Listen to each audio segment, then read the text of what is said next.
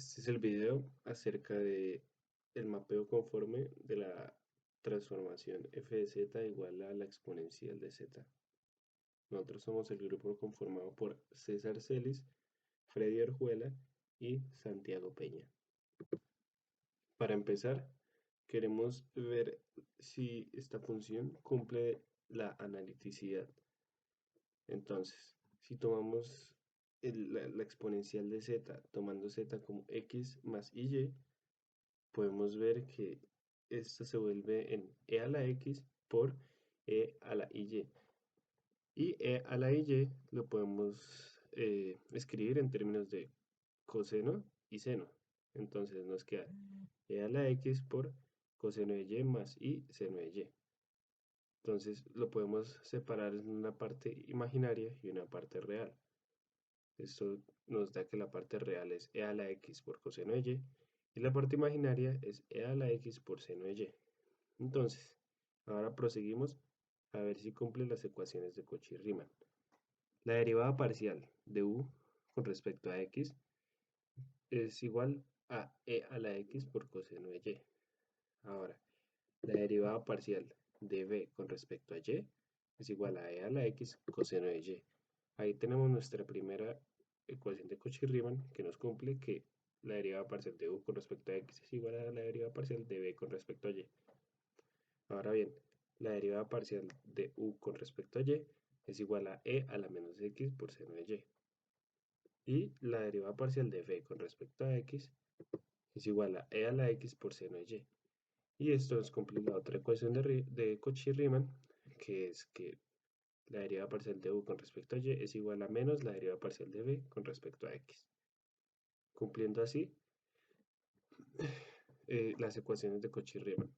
Ahora, estas ecuaciones son continuas en todo el dominio, es decir, que no tienen ninguna discontinuidad sin importar el valor que le introduzcamos de x o de y.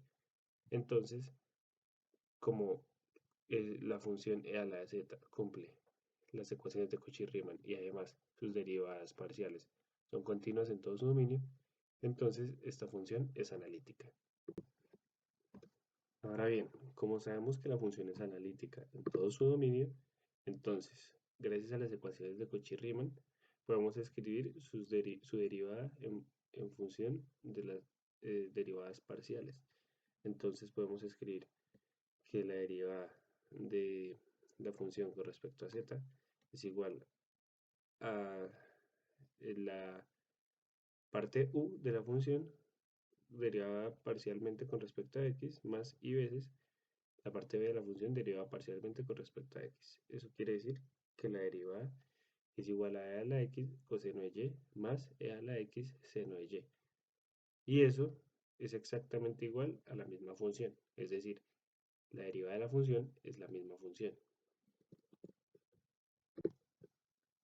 Ahora bien, con la información que tenemos, que la función es analítica en todo su dominio y también que su derivada es pues la misma función, podemos usar el siguiente teorema que dice: si f es una función de u a los complejos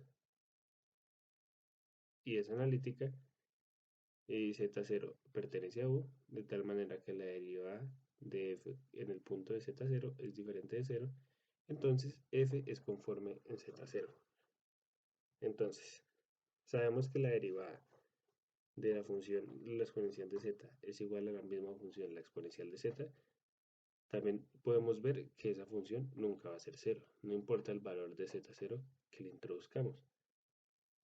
Entonces, podemos concluir que f de z, como es analítica y también su derivada nunca es 0 en ningún punto, entonces es conforme en cada punto del plano complejo.